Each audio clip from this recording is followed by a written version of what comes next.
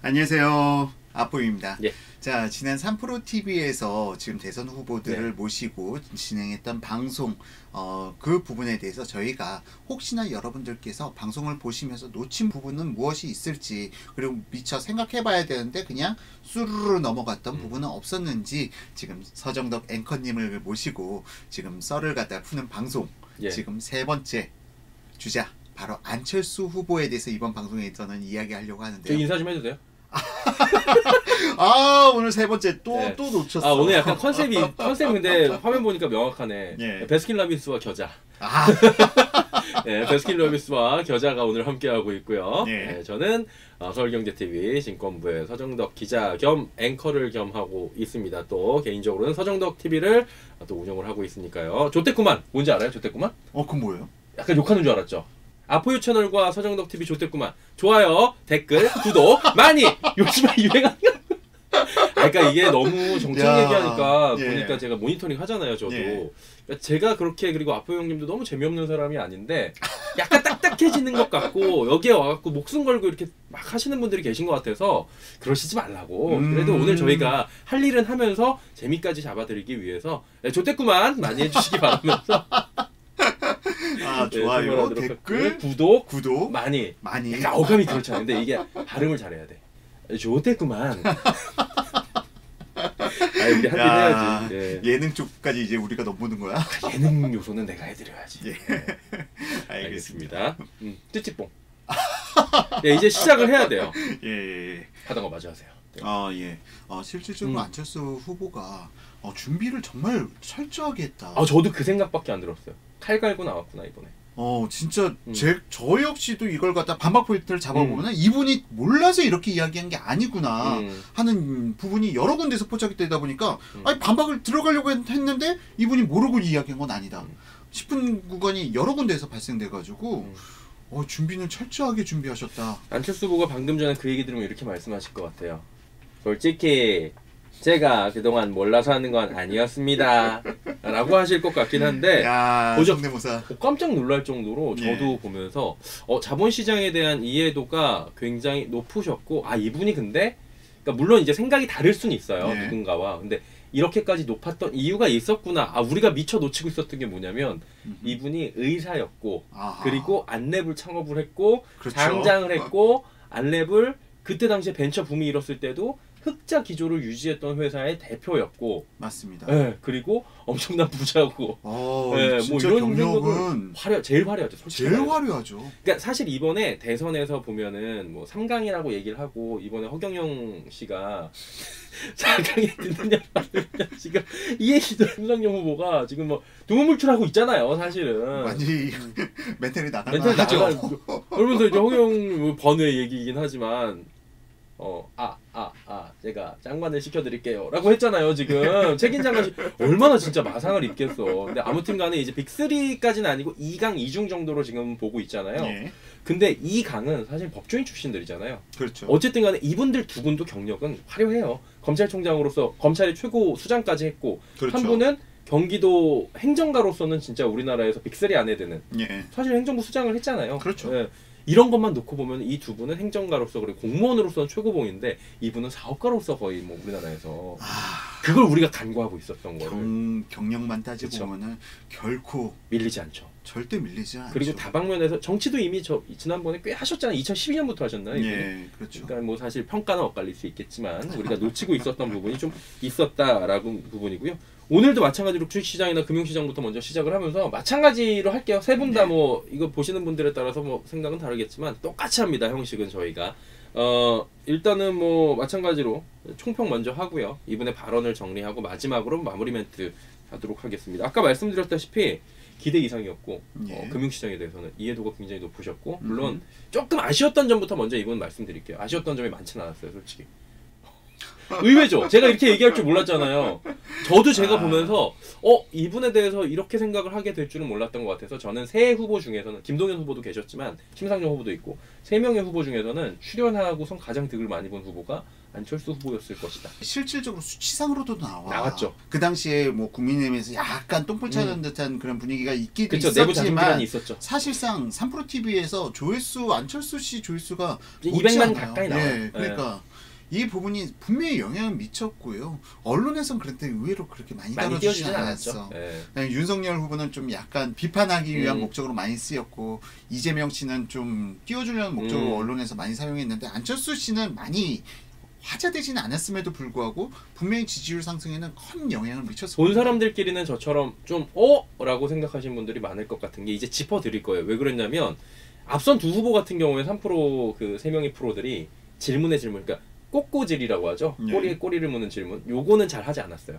그 기억하실 거예요. 그냥 질문하고 물론 편집 때문에 그랬을 수는 있겠지만 생방이 아니어서 잘은 모르지만 그런 부분이 있었는데 꼬리에 꼬리를 무는 질문들 마치 압박 면접처럼 들어가는 질문들도 종종 보였거든요. 약간의 그런 논쟁도 있었어요. 이진우 프로랑은.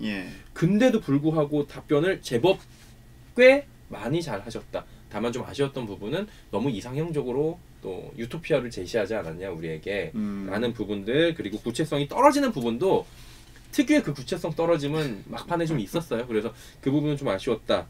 왜 재밌었다, 왜 기대 이상이었냐라고 하면은 형님은 어떤 부분이에요? 전 재미라는 포인트보다는 이분이 말씀하시는 게 현실적인 부분이 나는 와닿더라고. 재미있다?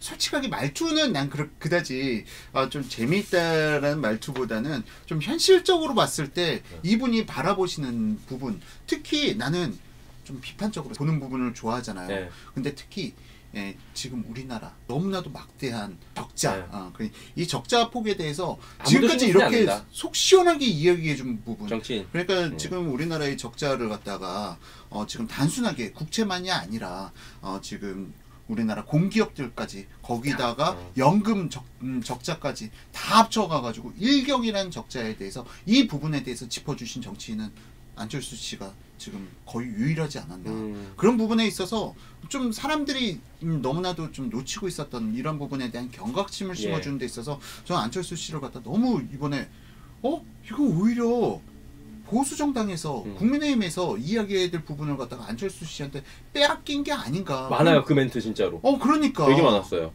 오히려 안철수 씨가 더 우파답다라는 지금 이야기가 나올 수밖에 없는 부분이 정말 그러니까 이 비판 포인트를 잘 잡고 있다. 그리고 좀 장기적인 지지하신 이게 좀 근데 어쩔 수가 그러니까 없어. 오늘 지지하고는 관련 없습니다. 지지하고는 상관없이 진짜로. 전 개인적으로 안철수 씨를 지지하지 않지만 이러한 부분에 있어서만큼은 미래 비전, 대한민국 20년, 30년 후를 준비하는 이러한 마인드에 있어서만큼은 지금 새 후보 중에서 제일 높게 평가할 수밖에 없지 않을까. 저는 개인적으로 이 새 후보를 볼 때 그렇게 비판적으로 많이 안 봤던 이유는 그냥 좋게 보자. 어쨌든 간에 셋이 부딪힌 게 아니고 누군가에 의해서 질문을 당하는 거기 때문에 최선을 다한 부분이 있을 거예요, 새 후보다. 그래서 그 부분에 대해서 좀 좋게 얘기하는 부분이 있는데 오늘은 유독 좋게 얘기한다라고 느끼실 수도 있는 게 너무 잘했어. 솔직히 비판하기가 좀 힘들어. 저는 재밌었다고 표현한 게 뭐였냐면 그러니까 형님은 부동산 쪽에 좀 특화가 되셨잖아요. 부동산 하면 아포유잖아. 저는 근데 금융시장 쪽에 좀 종사를 하고 있는 거잖아요. 어떻게 보면. 학부도 그거였고. 근데 돈 굴러가는 소리를 하는데 돈 굴러가는 얘기를 먼저 하더라고요. 그러니까 이런 화법들이 참 좋았던 것 같아요. 주의 환기를 시키는 화법들이. 그러니까 이분이 이제 한 10년 정도 했잖아요, 정치. 그러다 보니까 많이 좋아졌어. 아까 이제 재미없는 이제 뭐 이렇게 말투나 이런 부분에 대해서 많은 분들이 거기 댓글도 써있긴 했지만 내가 투자했던 경험에 대해서 얘기를 하는 거야. 로블록스 예를 들어서 2천만 원 가지고 뭐 250억 만들었는데 10년 동안 어떻게 투자를 했고 그 메타버스 관련된 회사에 투자를 해서 로블록스 2천만 원이 250억이 됐다. 그렇습니다. 거의 한 1,200~300배 오른 셈이죠. 그래서 그때 2천만 원이 지금 한 250억이 됐고 그게 로블록스가 올해 상장이 됐기 때문에 올해 안랩 그 재무제표에 반영이 됩니다. 그래서 아마 이번에 순이익이 한 500억 정도가 될 겁니다. 그 투자를 그럼 어떻게 하셨어요? 그러니까 이게 LP로 들어갔다라고 하는데 전문적으로 또 이제 LP, GP 얘기 나오면서 LP는 이제 투자자로 들어간 거거든요. 일부러 들어갈 수밖에 없기 때문에 투자할 수 있는 방법도 찾아봤고 물론 직접 투자를 개인이 한 건 아니고 회사를 통해서 했지만 최고 의사 경영 결정권자이기 때문에 이분이 하신 거라고 봐도 무방하다고 많은 분들이 보시는 것 같고요. 투자를 많이 하셨다. 한마디로 벤처회사를 만들어봤고 흑자를 냈고 그리고 거품 없이 지금까지 가지고 오고 있고 꾸준하게 영업이익을 내고 있고 그러면서 어필을 많이 하더라고요. 그러니까 이분이 준비를 하셨다는 건 갑자기 이거 말고도 많습니다 하는데 한교 사옥을 가장 먼저 지은 게 안랩입니다. 서울에서 그 당시는 테헤란밸리가 굉장히 그 각광을 받고 있었을 텐데 이게 지속 가능하지 않을 것 같다는 생각이 들었습니다. 다른 장소를 찾았는데 마침 그때 판교에서 IT 단지를 만든다고 하길래 저는 저기가 가능성이 있다고 생각했죠. 판교 벤처 사업 그것도 이제 투자를 판교에 잘 안 들어가려고 테헤란 여기 지금 테헤란밸리잖아요. 여기가. 테헤란밸리가 그때 뜨던 당시에 미래를 봤다고 얘기를 하는데 그런 부분에 대해서는 자랑할 만했던 것 같아요. 이분이. 그래가지고 메타버스 관련 투자 회사에 250억 벌었고 테헤란밸리 얘기 나왔고 뭐 어필했는데 이거 다 하면은 오늘 시간 꽤 갈 것 같아갖고 이런 일이 있었다 정도로 해서 이 부분에 대한 어필이 잘 됐고 그래서 재미있게 서두가 넘어갔다라고 정리를 하도록 하겠습니다. 그리고 이제 코인을 물어봤어요. 코인에 대해서 제가 그렇게 나쁜 인식을 가지고 있는 건 아니에요. 이것도 하나의 새로운 정말 가능성이 있는 그런 부분이라는 생각을 하고 있거든요. 요즘 미국에서 처음 도입은 했지만 기관 투자자가 이것을 일종의 ETF 같은 Exchange Traded Fund 같은 걸로 만들어서 그걸 상장을 시키면 안정화에 도움이 될 거고요. 불행 중 다행으로 아직 우리나라는 이것을 허용하지는 않으니까 이미 하고 있는 나라들이 어떤 식으로 전개가 되는지를 우리가 살펴볼 기회를 가지고 있는 셈이죠. 그러면 우리는 1년 정도 후에 거기에서 여러 가지 부작용이 있다면 이 부작용을 과연 없앨 수 있는 방안이 있는지를 연구하고 여기에 대한 긍정적인 부분들이 있다면 그런 부분들은 조금씩 도입해서 하면 되는 것 아니겠어요? 코인에 대해서 다양한 생각이 있는데 미국에서 ETF가 이제 비트코인 ETF가 나왔잖아요. 그 부분들을 보면서 우리나라는 아직 하고 있지 않은 부분도 있지만 외국의 사례를 보면서 벤치마킹을 하면서 하나씩 따라갈 수 있는 방향이 좀 있다. 어떻게 보면은 야 선제적으로 안 가면 밀리는 거 아니야? 라는 비판을 저도 할 수가 있어요. 근데 반대로 보자면 아직 나아가지 않았던 길이기 때문에 이렇게 좀 후발주자로서 어떻게 보면 MVC 마케팅이라고 해가지고 막 따라가는 거 있잖아요. 이득 마케팅이나 그런 것들을 지금 하는 모습도 분명히 있는 것 같고 방향성을 잡겠다고 하는 부분은 굉장히 어떤 준비된 멘트가 있지 않았나라는 부분이 지금 보여줬던 부분이고요. 일단은 그러면서 이제 결국에 이 얘기를 합니다. 제가 생각하는 우리나라의 가장 중요한 개혁과제, 대한민국의 앞으로의 몇 세기에 걸친 운명을 좌우할 수 있는 개혁과제는 교육개혁이라고 보는 그런 입장이죠. 과거 산업화 시기하고 지금 산업화 시기는 많이 다르다. 과거에는 이렇게 계획적으로 나가가지고 탁 하면 됐지만 지금은 누구도 알 수가 없기 때문에 잘 따라가고 항상 준비가 돼 있어야 한다. 이런 부분. 그래서 교육개혁이 필요하다. 저는 그랬고 교육개혁을 얘기하는 후보가 지금 유일했던 것 같아요. 이런 부분에 대해서는 굉장히 뭐랄까 센세이션했어요. 왜냐면은 지금 금융을 얘기하러 나온 자리니까 금융만 얘기해야 되는 건데 사실은 교육이 중요하다는 대전제를 깔고 들어간 거는 정말 잘하신 것 같아요. 그러니까 이게 상당히 포괄적으로 바라보고 있다는 걸 갖다 잘 표현을 잘 하신 것 같아요. 그리고 특히 근시안적이 아니라 좀 장기간적으로 국가 플랜이라는 부분에 대해서 좀 상당히 내가 좀 이렇게 많이 좀 구체화 시켜가고 있다 이런 부분을 갖다 잘 표현하신 것 같습니다. 그리고 이제 교육개혁이 필요하다 아니면 교육이 굉장히 중요하다라고 하면은 그럼 이제 우린 궁금한 게 그거잖아요. 그러니까 대한민국의 교육을 그럼 당신은 어떻게 바꿀 건데요? 그러는데 예를 들더라고요. 그러니까 이런 거 생각을 많이 했다는 거지. 그러니까. 예를 들어서 뭐 의사들만 봐도 지금 방사선하고 뭐 병리학과가 앞으로 합쳐질 수도 있다. 의대 교육을 바꿔야 된다. 물론 의사들은 싫어하겠지만 뭐 이렇게 얘기를 하시더라고요. 그러다 보니까 이제 첫 질문이 늦어진 거야. 근데 벌써 30분이 갔네? 이러면서 첫 질문을 받았어요. 그러니까 보는 데 있어서 이재명 씨는 좀 약간 계속 들으면서 이거 아닌데 약간 불편한 기분으로 쉽게 들었단 말이야. 그분도 쇼맨십이 좋아서 시간이 잘 갔어 솔직히. 쉽게 들었어. 그런데 두 번째 윤석열 후보 편은 좀 올바른 이야기를 하시는데 표현력이 좀 약간 좀 원래 말을 하시는 직업군이 아니시다 보니까 이런 부분에 있어서 좀 듣는데 좀 생각을 하면서 들어야 되다 보니까 좀 너무 따라가기 힘들었고. 근데 안철수 후보 편은 그냥 전혀 막힘없이 내가 반박을 하려고 하는데 반박이 잘 안 될 정도로 좀 가지고 있더라고요. 잘 토론을 이끌어 가시더라고요. 그리고 이제 결국에는 공통 질문이었던 게 대한민국의 이런 저평가 원인, 증시나 이런 부분의 저평가 원인에 대한 첫 번째 질문이 딱 들어갔는데 이 부분도 생각을 많이 해보셨어요? 지배구조 관련된 부분, 불투명성 2개인데 우선은 첫 번째는 사실은 어떻게 보면 지배구조 관련된 부분이 있습니다. 일종의 기업의 오너가 이 재산이라는 것은 자기가 가진 지분만큼만 권리가 있는 것인데 그 이상의 권한을 가지고 이 재산을 사실 어떻게 보면 소액 주주인 오너가 다른 곳으로 옮겨서 그걸 자기가 가지게 되는 거죠. 그럴 가능성이 굉장히 높은 시장이 한국 시장이니까 외국 투자자들 입장에서 볼 때 이게 가치를 높게 쳐줄 수가 없는 것 아닙니까? 결국에는 오너의 지분은 사실은 삼성전자만 봐도 그러니까 5% 가지고 전체를 지배하는 구조잖아요. 네. 우리나라 대기업들이 대다수가 그렇습니다. 뭐 적은 지배 구조로 국민연금보다 적을 수도 있고 외국인보다 적지만 이 구조를 가지고 전체를 지배하는 구조인데 순환 출자. 이제 순환 출자 구조고 많이 국가에서 지금 잘라내고 있고 많이 개선을 시키고 이 과정에서 오너가의 영향력이 줄어들긴 했지만 여전히 작은 지분을 가지고 많은 지분을 움직이는 것들이 어떻게 보면 문제가 될 수 있다. 대주주의지 오너가 아니라고 보여진다라는 부분은 선을 좀 그었고요.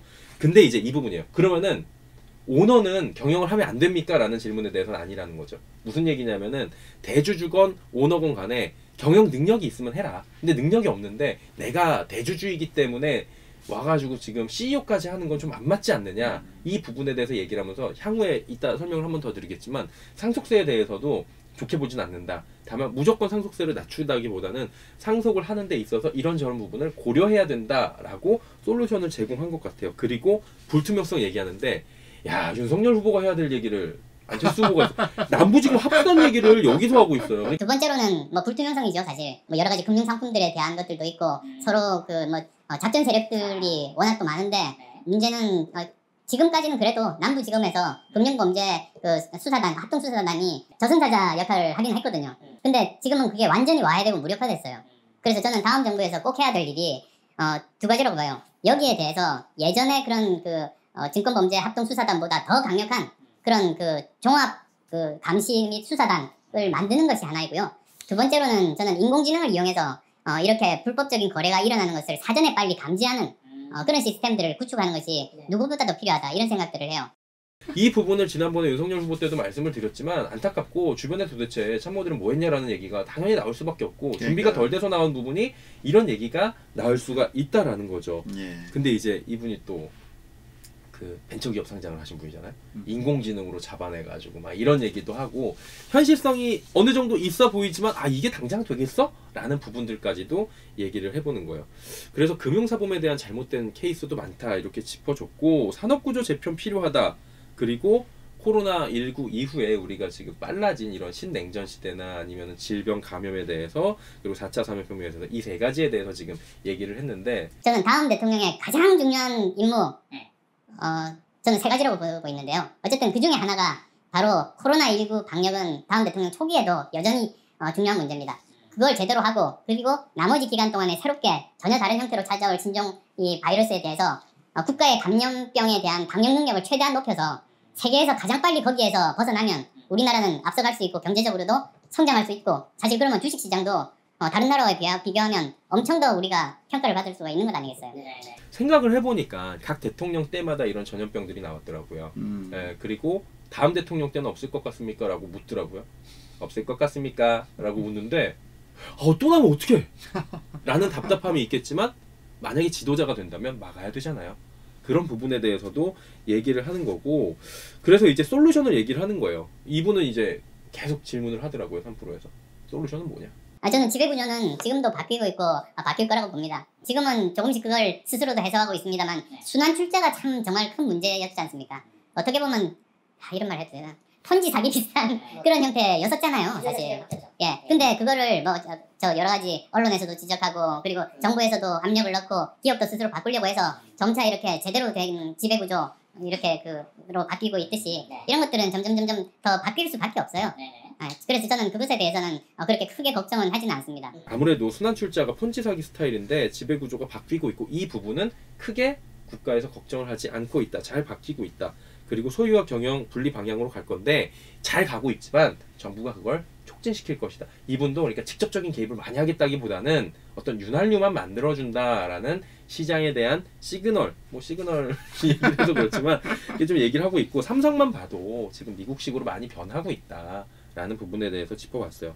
아까 상속세 말씀드렸는데 상속세가 줄이면서 대주주의 권한만 행사할 수 있게 하는 이런 절충안을 앞으로 좀 찾아가도록 하겠다라는 부분들 조금 두루뭉술하긴 했는데 상속세에 대해서는 사실은 지금 너무 과하다는 부분에 대해서도 사실은 우리나라의 비정석적인 순환 출자 구조가 나온 게 과다한 상속세 때문이잖아요. 이게. 그러니까 이거에 대해서 나는 계속 이거에 가지고 비판 들어가게 되면 우리나라의 이런 말도 안 되는 전 세계에서 가장 높은 나라잖아요. 그렇죠. 상속세율이 60%니까 대주주 그렇죠. 대기업은 주식으로 예. 주식으로 하게 되면은 그러니까 이게 너무나도 말이 안 되는 상속세이기 때문에 순환 출자 구조가 나타날 수밖에 없었고 그러면은 우리나라는 선포할 수밖에 없다는 거지 내 예. 개인적인 생각으로는 그렇죠. 아예 그냥 우리나라는 상속 안 돼. 우리나라는 그냥 사회주의 국가야. 다 뺏어 갈 거야. 맞아요. 그걸 선포하던가 아니면 상속세율을 낮추던가 맞아요. 그런 부분에 있어서는 전 안철수 씨하고는 전혀 맥락을 같이 할 수가 없는 부분이 여기서 나타날 수밖에 없는 거죠. 자유시장 경제를 추구하는 사람 입장에서는 지금 상속세는 거의 폐지돼야 되는 게 맞는 조세 체계거든요. 그렇기 때문에 이러한 토론에 있어서 저는 안철수 씨를 갖다가 국가 비전에 있어서 높게 보지만 이 상속세에 대해서 그럼 우리나라는 사회주의 국가가 될 것인가 라는 부분에 대해서는 여기서는 안철수 씨는 결국은 뚜렷하게 우리는 시장 경제를 지향한다. 그리고 우리나라에는 더 이상 루이비통 같은 회사는 존재할 수 없는 국가다. 라고 이야기한 거가 뭐 다를 바가 없지 않은가라는 수준까지 저는 생각합니다. 어쨌든 뭐 상속세에 대해서 네. 저하고도 아프 형님하고 이럴 땐 결이 달라요. 진짜로. 그래서 둘이 생각이 좀 다르다는 게 느껴지실 거예요. 이런 얘기를 하면은. 네. 저 같은 경우에는 상속세를 어느 정도는 주는 것도 나쁘진 않다.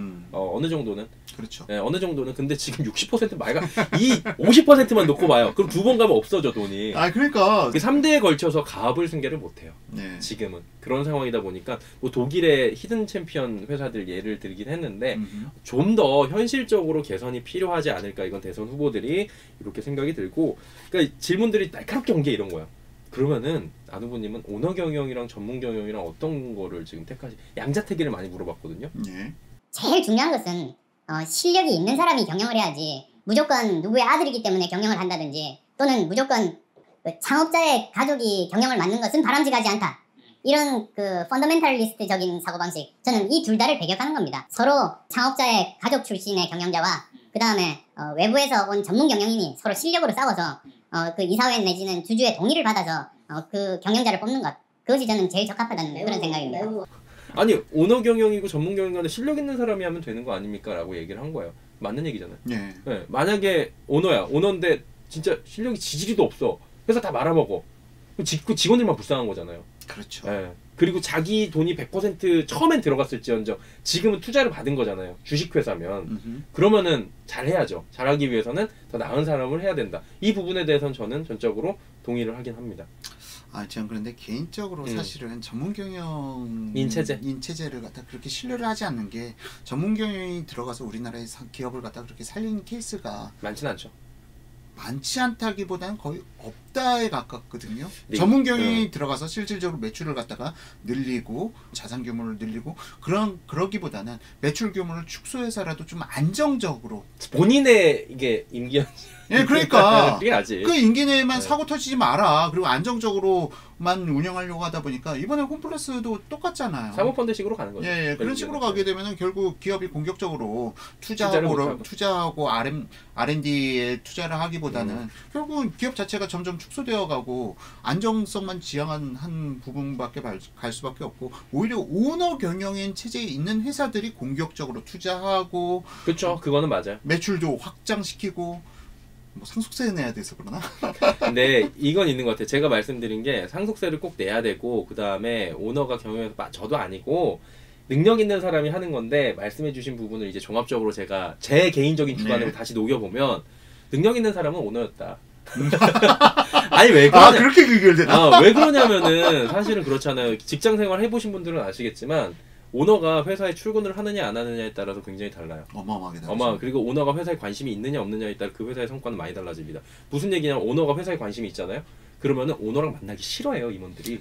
만나면은 회사 일 얘기밖에 안 해. 근데 오너가 관심이 없잖아요. 무슨 일이 벌어지냐면은 알랑방구 끼러 가요. 그 회사는 어떤 게 주냐면은 오너와 누가 점심 식사를 하고 저녁 식사를 많이 하느냐에 따라서 라인이 바뀌고 이래요. 그러면 그 회사는 어떻게 돼요?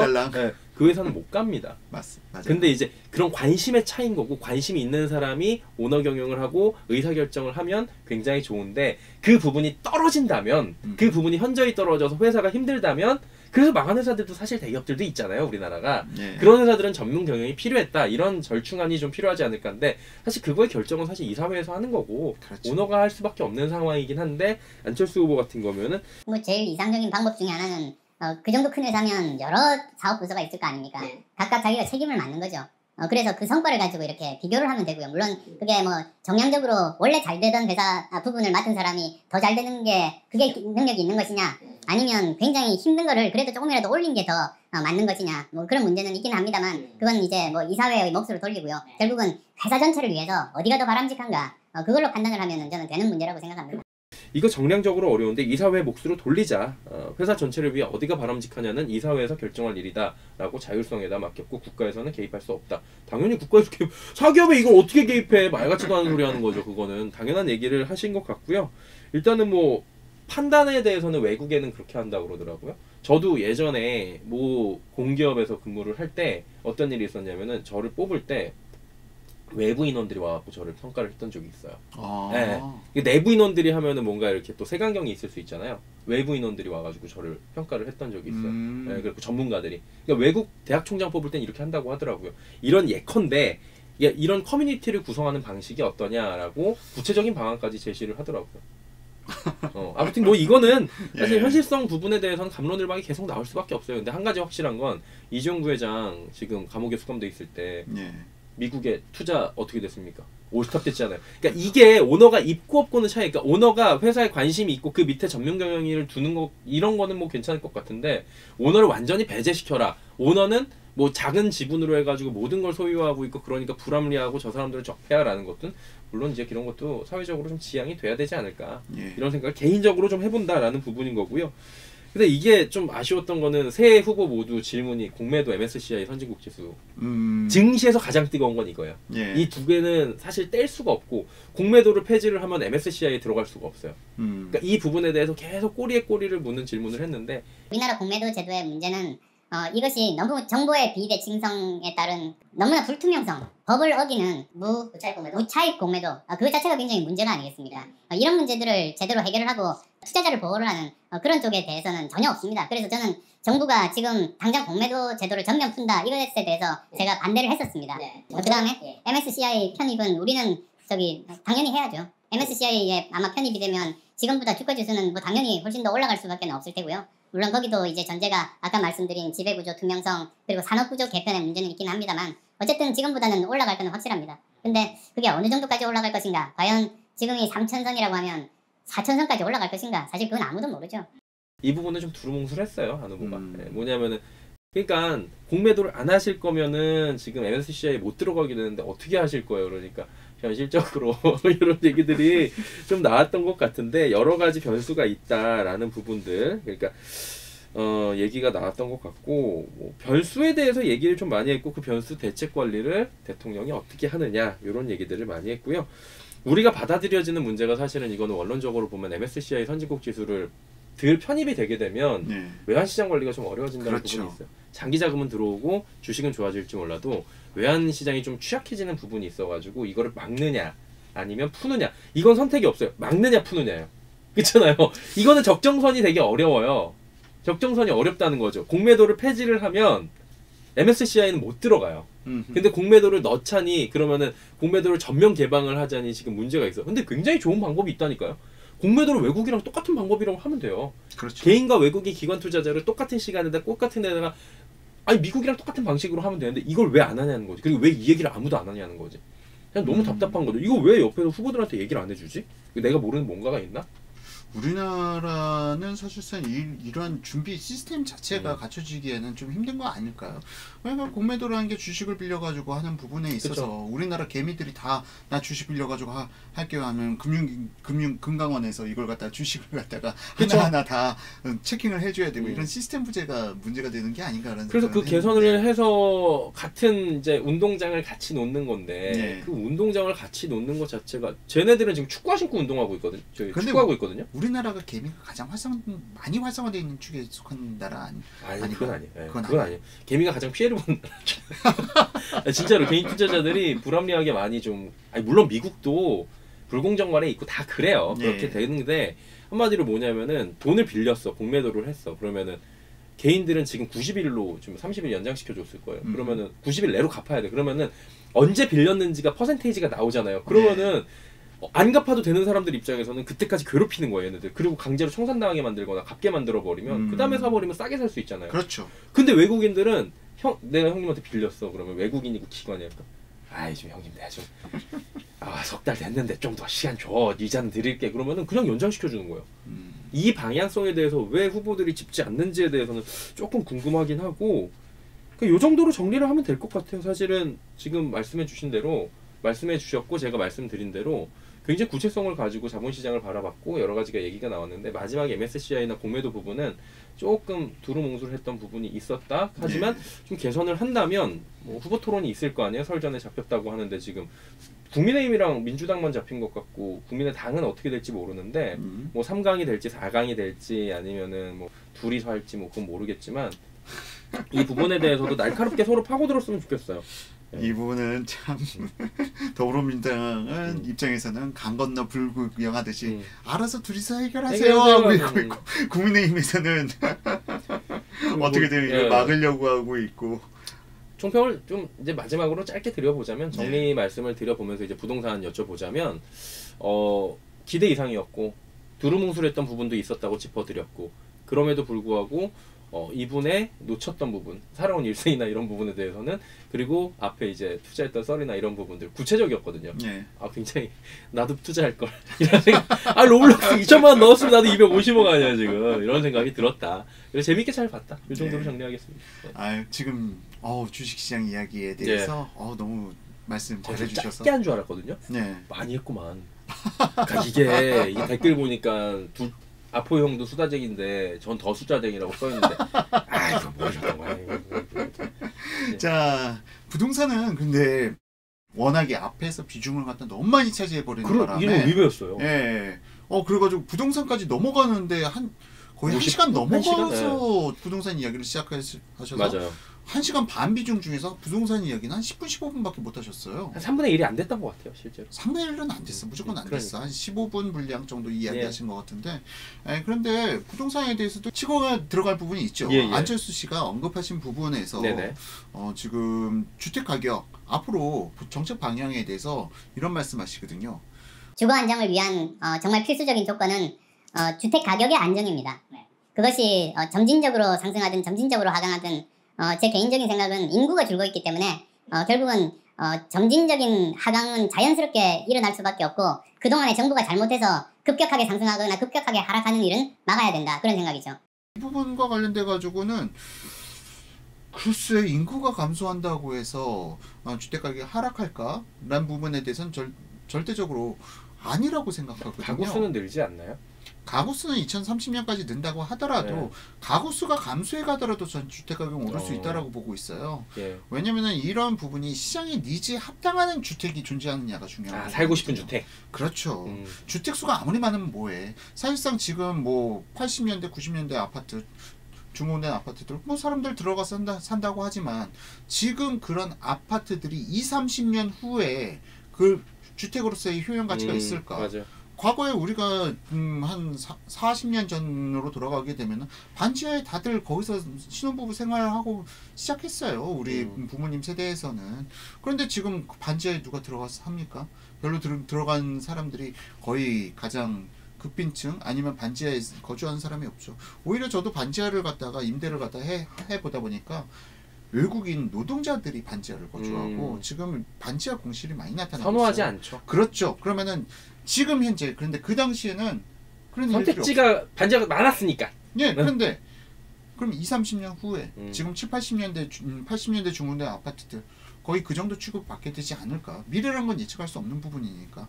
그러니까 제가 말씀드리고자 하는 부분은 그 당시에도 주택 부족하다라는 부분에 대해서 지금 제가 바라보는 관점은 지금의 관점이 아니라 20-30년 후의 관점에서 그 시기에 니즈에 합당한 주택이 충분할 것인가 라는 부분을 바라보게 된다면 그 시기에도 주택가격은 상승할 것이다 라고 바라보고 있는 부분이고요.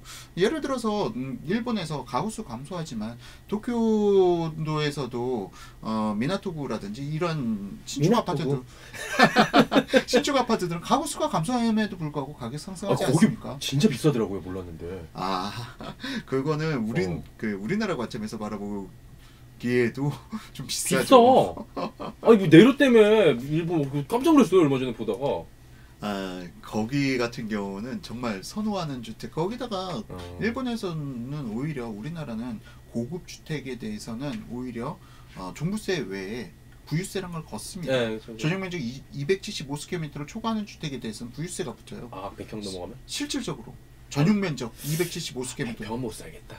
그럼 사실은 그래서 나는 종부세도 이중과세가 아닌가라는 생각도 드는데 실질적으로 이러한 부분과 관련해서 해외는 그런 규제가 없거든. 넓게 지으려면 얼마든지 넓게 지어라. 초호화 주택들이 일본에서는 존재가 하고 그런데 우리나라에서는 그런 거에 대해서 정말 회장님 집 아니면은 그런 주택들이 존재하기가 힘들죠. 그래서 우리나라가 전용면적 275스퀘어미터를 갖다가 딱 거기까지밖에 없는 거예요. 아파트들도. 그거 오늘 새로 배워가네. 일본 같은 경우는 그런 규제가 없으니까 넓혀요? 어마어마하게 넓은 복층짜리 그런 주택은 뭐 100억 넘어가고 뭐 그런 거는 우습게 나타날 수도 있는 거죠. 근데 우리나라 퀄리티가 일본의 그 100억 주택하고 같이 비교하면 우리나라가 좀 떨어지고. 예. 퀄리티는 좀 떨어지면서 가격은 뭐 비싸고 그런 부분이 나타나긴 해요. 비싸긴 해. 예. 맞아. 어쨌든 이런 부분과 관련돼서 안철수 씨의 방향성, 주택시장을 바라보는 방향성에 있어서 반론을 이렇게 펼치려고 했는데 뒤에서 이런 얘기가 또 어떤 나오긴 얘기였어요? 나와. 너무 급격하게 오르면 지금 현재 2030이 집을 살 수가 없지 않습니까? 네. 그렇다고 해서 또 너무 급격하게 하락하면 지금 우리나라 중산층의 재산 80%가 여기에 부동산에 다 묶여 있는데 그러면 진짜 벼락거지 되는 거죠. 정확하네? 그러니까 아니 모르고 앞쪽에서 이걸 갖다 비판하려고 했는데 뒤에서 다시 하네? 반박을 갖다 못하게 이걸로 한번 또 훅 들어와. 오. 시장의 니즈에 충족되는 주택을 갖다 안철수 씨가 또 언급해 버리니까 앞서서 내가 비판을 하고 나서 안철수 씨가 반론을 이렇게 들어오고. 김현미 전 장관 비판하는 것 같은데.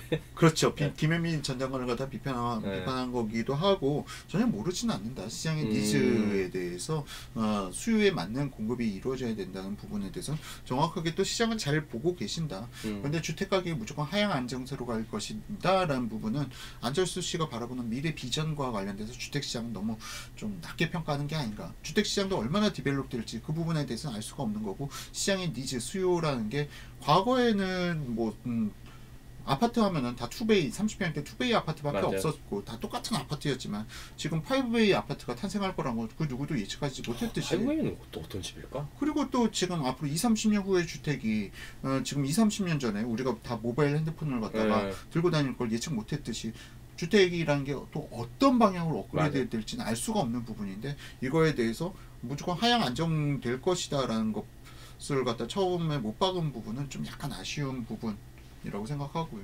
근데 이거는 또 이제 정치적으로 이분이 많이 좀 이제 고려를 한 거 아닐까요? 그럴 수도 있죠. 네. 사람들이 듣고 싶어하는 얘기가. 우리가 계속 지금 세 번째지만 똑같은 얘기 하고 있잖아요. 부동산을 어떻게 얘기해야 사람들이 제일 좋아하는지 안정시키겠다. 하향 안정화를 시키겠다가 제일 듣고 싶은 얘기니까. 그런데 더군다나 하향 안정화를 시키겠다도 아니야. 될 것이다. 될 것이다. 가장 정치적이네 그러고. 그러니까 그런 부분이 있어. 그래가지고 이걸 말씀하실 때 뭔가 치밀한 각본에 의해서 치밀한 각본에 의해서 나온 것이 아닌가. 많이 칼 갈고 나오지 않았나. 내가 하향 안정화 시키겠다도 아니고 될 것이다. 될 것이다. 그리고 여기 그 또 안철수 씨가 말씀하신 대목이 딱 그런 말이 있어요. 한 종류가 아니고 여러 종류다.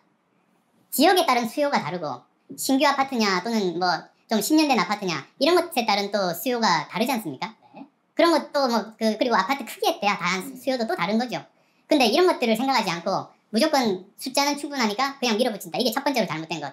지금 언급하신 대목을 갖다 보게 되면은 내가 어떻게 하겠다라기보다는 지금 두루뭉실하게 좀 잘 그러니까 대중이 듣고 싶어하는 이야기. 그렇지만 시장은 인구수 감소 점진적으로 하락해 갈 수밖에 없다. 좀 듣고 싶어하는 이야기를 말씀해 주신 것 같아요. 오를 수도 있고 내릴 수도 있고 이건 아니고 하향 안정화가 됐다고 말씀하시니까 그러면서도 이제 각 계층에 대한 이해관계 다 얘기한 거야. 다 얘기했어. 사실 이거 비판을 하려고 그러면은 너무 두루뭉술했다라고 할 수도 있어요.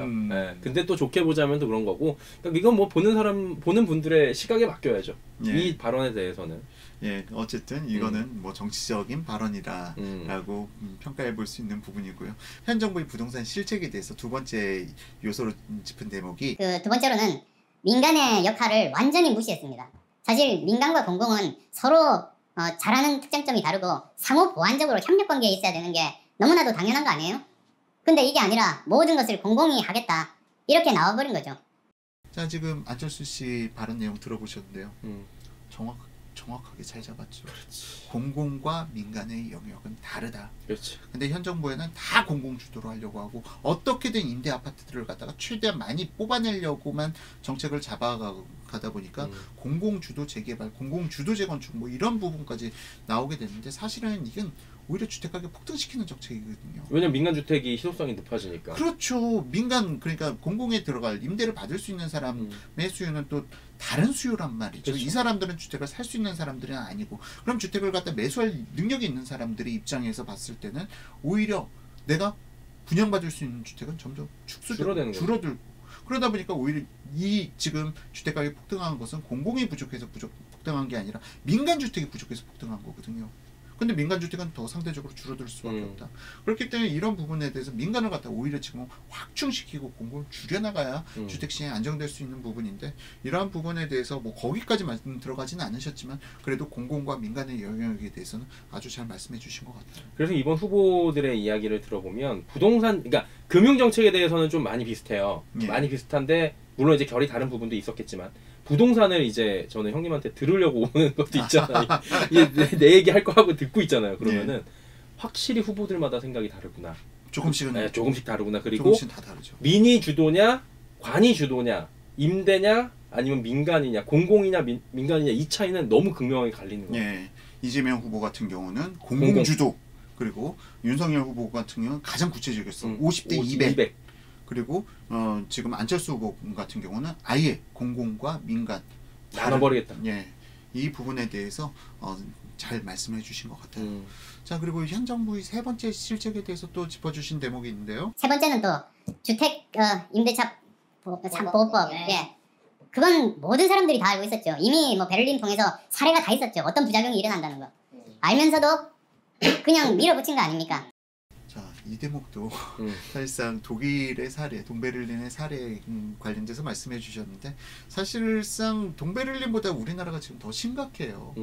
동베를린 같은 경우는 그 임대 그 상한제를 갖다가 시행하긴 했는데 이게 오래된 아파트들에 한정돼서만 상한제를 갖다 걸었고 신축 아파트는 또 걸지를 않았어요. 이게 왜 그러냐면은 신축 아파트들은 늘어나야 되잖아. 그렇죠. 신축 아파트들을 늘어나기 위해서 오래된 아파트들에게 세율을 높여가지고 얘네들이 새로 부시고 좀 더 가구수를 늘려서 오히려 그럼 신축을 유도하기 위한 상한제였어요.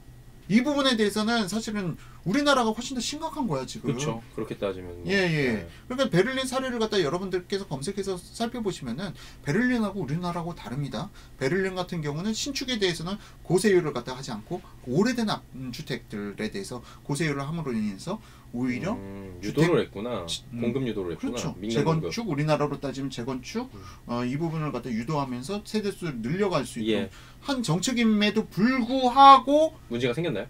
폭등했지. 임대 가격이 임대 얻을 수 있는 주택은 더 줄어들고 그러므로 인해서 지금 안철수 씨가 이 동베를린 사태를 말씀해 주셨는데 오히려 이 비교는 동베를린보다는 거기가 더 비유가 적합할 것 같아요. 어때요? 베네수엘라요. 베네수엘라 같은 곳이 딱 나라에서 야 이 이상 올리지 마 하고 가격 상한제를 상한제 때렸죠. 때려버렸어. 자 그러고 나서 베네수엘라 오히려 상한제를 때렸는데 주택을 갖다 구할 수가 없다 보니까 새로운 신축 주택이 나타날 수가 없고 그러다 보니까 오히려 사람들이 뒷돈으로 야 우리가 더 줄게 우리한테 임차주고 우리가 돈 더 줄게 그러면서 암시장이 만들어주고 가격은 오히려 더 폭등하고 어쨌든 이런 부분이 반시장적으로 가게 되면 분명히 시장의 역습이 나타나는 부분에 대해서도 지금 잘 짚어주셨어요. 독일 동베를린 사례를 통해 가지고 일단 베네수엘라까지 간 건 제가 좀 오버인 것 같기도 하고요. 자 어쨌든 이러한 부분에 대해서 전월세값 올라간 거 그러니까 3프로TV에서 바로 치고 들어오죠. 집값이나 전월세값이 올라간 게 정책의 미스에 따른 결과라면 이 정책이 바뀌면 집값도 많이 내려가고 전월세도 많이 안정될 걸로 보십니까? 지금은 그 시기가 지났다고 봅니다. 굉장히 안타깝게도. 자, 이 대목 보면서 확실히 좀 솔직하다라는 부분은 또 느꼈어요. 지금 이러한 부분에 대해서 정책을 갖다가 다시 그러면 야 정책 돌리면 문재인 정부 이전 정책으로 다 돌아가면은 집값 안정되는 거냐? 원래대로 가냐 물어본 거죠. 근데 이거는 안타깝게도 실기했다. 실기했다. 가장 정확한 표현이에요. 그래서 제가 사실은 현 정부 이내에서 양도세 완화라든지 종부세 형님 3년 전 영상에 있잖아요. 아니 그래서 사실은 최근에 방송에서도 작년 말 방송에서도 무조건 현 정부 내에서 양도세 완화시켜야 된다. 어느 정도 돌려야 된다. 어느 정도 완화시켜야 된다. 현 정부 내에서가 적기다. 차기 정부로 가게 되면 오히려 또 문제가 생긴다라고 여러 번 언급했던 대목을 갖다가 안철수 씨가 정확하게 짚고 물론 생각이 저랑 좀 다른 각도에서 말씀하셨을지도 모르겠습니다만 이 부분은 너무 내가 가슴이 아팠어요. 좀 작년에 좀 이러한 부분을 갖다가 시행했어야 된 부분이 있었는데 시점을 갖다 좀 놓쳤다. 그리고 제가 말씀드리는 기준은 거의 같습니다. 다주택자가 감소해 가면 임대차 가능 물량이 줄어들고 임대차 가능 물량이 줄어들게 되면은 사실상 오히려 가격 폭등을 더 유발시키는 거죠. 높아지니까. 그런 이런 부분이 바로 동백르닌 사태 말씀하셨던 부분에서도 분명히 나타났던 부분이고요. 이런 부분에 대해서 안철수 씨가 마냥 밝은 미래를 갖다 너무 긍정적으로만 장밋빛 미래만 본 건 아니다. 정확한 표현. 분홍빛 미래. 장밋빛 미래를 갖다가 바라보고 있는 것만은 아니다라는 부분에 대해서 이 부분은 좀 높게 평가하고 싶습니다. 임대차 3법과 관련돼서 또 언급하신 대목이 있는데요. 저는 이걸 굉장히 성급하게 시행했다고 생각하는 이유 중에 하나도 순서가 바뀌었어요. 먼저 그 등록을 받는 거죠. 먼저 전국에 있는 저 전세나 월세가 지금 얼마를 주고 있는지를 데이터베이스로 딱 만든 다음에 그 다음에 뭐 임대차 3법을 하든 어떤 정책을 했어야 됐는데 이런 기본적인 데이터 전혀 없이 바로 정책을 그냥 시행을 한 거거든요. 지금 이 대목과 관련돼 가지고는 전 좀 불편했습니다. 저거 근데 한다고 뭐 달라져요? 그러니까 바로 이런 부분이죠. 근데 지금 임대차 3법을 갖다 비판하는 것 중에 하나가 뭐냐면은 지금 현재 현 정부가 임대차 2법 5% 그리고 2+2 이 부분과 더불어서 지금 시행하고 있는 부분 임대차 신고제 이 부분을 통해 가지고 전월세 신고제 이 부분을 통해 가지고 지금 사실상 임대차 3법이 만들어지는 건데 많은 언론에서 이런 부분을 비판해요. 차라리 임대차 신고제 먼저 하고 나서 그다음 이 2+2나 5% 하는 게 어떠냐. 그렇죠. 그런 부분에 대해서 비판하는 부분이 많이 있는데 안철수 후보가 바로 이런 부분을 짚어서 이야기를 해주셨어요. 근데 개인적인 생각으로는 이러한 부분은 결국은 시장 경제를 갖다 신뢰하지 못하고 통제해야 된다는 개입이 들어간다는 그렇죠. 개입이 들어가야 된다는 부분에 대해서 옹호하는 쪽으로 보이기 때문에 이런 부분은 상당히 불편했습니다. 오히려 정부가 개입하면 할수록 주택가격은 폭등했는데 이 개입이 철저하게 개입하지 못해서 그런다. 오히려 세대별로 모두 다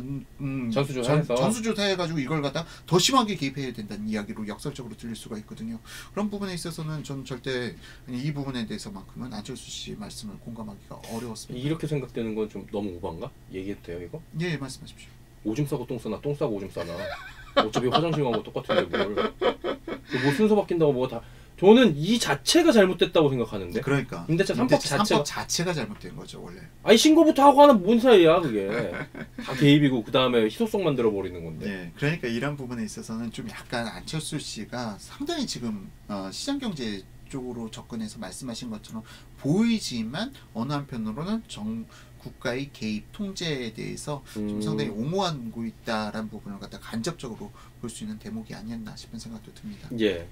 자, 다음 보게 되면은 집값에 대해서는 시장이 원하는 주택을 적시에 공급하면 해결된다는 표현을 쓰셨는데. 예, 근데 지금 당장은 힘들고요. 지금 벌써 이제 그럴 시기는 지났다고 봅니다. 당분간 제가 저 가격에 대한 예상은 하지 않을게요. 저 나름대로 생각은 있습니다만 그렇지만 항상 장기적으로 봐야 되니까 저는 저 원칙만 제대로 지키면 장기적으로 주택 가격은 안정될 수 있다.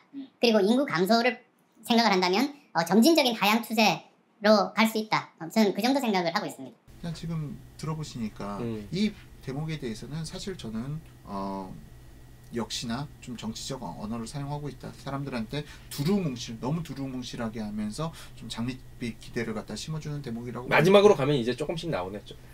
그런 부분, 그러니까 어쩔 수 없어요. 이분들 정치인이기 때문에 그렇죠. 우리한테 꿈과 희망을 주기 위해서 나온 거고 예. 꿈과 희망을 마지막에 주는 거야. 기승전결이 있네. 근데 두루뭉실이라는 부분, 구체성이 떨어진다는 부분은 근데 모든 후보가 다 똑같았어. 다 똑같았어. 그래. 그렇지만 그럼에도 불구하고 지금 안철수 씨가 기본적으로 가지고 있는 스탠스 자체가 지금 약간 정부의 통제를 갖다가 해야 한다는 쪽에 좀 마인드를 가지고 계시는 것과 더불어서 인구에 대해서 너무 집착하시는 부분에 대해서는 좀 안타까웠습니다. 인구에 대해서 집착한다는 것 자체가 그러면 가만히 놔둬도 주택가가 안정될 건데 라는 거는 좀 약간 상당히 시대착오적인 문재인 정부가 생각하는 부분과 거의 유사한 부분이라고 생각해요. 문재인 정부 역시 주택 충분하다. 그럼 문재인 대통령께서 지금 40년 된 아파트에 대해서 저걸 충분히 쓸만한데 왜 저걸 부수고 새로 짓느냐, 그거 낭비다라고 이야기했지만 이게 시장의 니즈를 갖다 전혀 반영하지 못하면서 지금 주택가격 폭등이 나타난 맞아요. 건데 안철수 씨도 지금 이 주장 내용들이 단순하게 그 대중이 듣고 싶어하는 정치적 메시지라고 하면은 이해할 수 있겠지만 좀 더 깊이 고민해 봐야 될 필요는 있다고 생각합니다. 시장의 니즈에 합당한 충분한 주택의 공급에 대해서 이 부분에 대해서는 좀 약간 그냥 가만 놔둬도 안정된다? 아니요. 시장의 니즈에 충분한 합당한 혹은 그걸 초월하는 그런 주택의 공급에 대해서 좀 더 깊이 생각해 주셨으면 하는 바람을 가져봅니다. 자, 어쨌든 여기까지 해가지고 오늘 대선 후보 이재명, 윤석열 그리고 마지막 안철수까지 해가지고 이렇게 이야기를 나눠봤는데요. 예. 사실 그 이후로는 뭐 김동연 부총리라든지 정말 하셨잖아요, 사실. 심상정까지는 안 해도 되지 않을까 싶은 생각도 들고요. 정 원하시면 서정덕 TV로 오세요. 제가 라이브로 한번 해드리도록 하겠습니다. 아니 뭐 이어서 와 이거 근데 부담되는데 또 봐봐. 김동연 사실 부총리 건 봤어요. 근데 좋던데? 김동연 부총리 되게 좋았는데 되게 좋았는데 뭐 물론 이제 좀 약간 가주택자들을 갖다 또 적으로 바라보는 그런. 근데 이것도 어쩔 수 없어. 이분도 정치인들이 됐으니까. 이것도 듣고 싶어하는 이야기. 그러니까 각자가 듣고 싶어하는 게 뭔지에 대한 참모들이 주는 방향성이 있다고 봐요. 저는 각 후보들마다 캠프마다. 그래서 이 메시지가 달라지지 않았나라고 생각이 좀 들고. 심상정 후보도 아니. 뭐 한번 댓글 반응 보자고요. 댓글 반응 보고 좀 해줘 하면은 그냥 그러면 내가 서정덕 앵커님 댁에 가가지고 한번 촬영. 우리 집 한번 와요. 와가지고 서정덕 앵커님 집에서. 저 요번에 이제 방에다가 이렇게 해놨으니까 이해할 수 있어. 하면 될 것 같아요. 이 댓글 남겨주세요. 그 부분은 마무리인 거죠 이제. 그러면 지금까지 일단 새 후보에 대해서 개인적으로 여러분들께서 이러한 부분은 체킹해봐야 되는데 혹시나 지나치는 부분은 없었는지 좀 더 디테일하게 한번 다뤄봤습니다. 자, 지금 벌써 3부작 여러분들께서 함께 해주셔서 진심으로 감사드리고요. 아포유 그리고 서정덕 앵커, 서정덕 TV 그리고 서울경제 TV 모두 여러분들께서 많은 관심 부탁드리고요. 홍보 좋았어. 자, 앞으로도 아포유와 서정덕 TV는 여러분들께 보다 객관적인 시작 그리고 보다 진솔한 이야기 지속해 나갈 것을 약속드리면서 이번 방송 마치도록 하겠습니다. 지금까지 시청해 주신 분들께 진심으로 감사드립니다.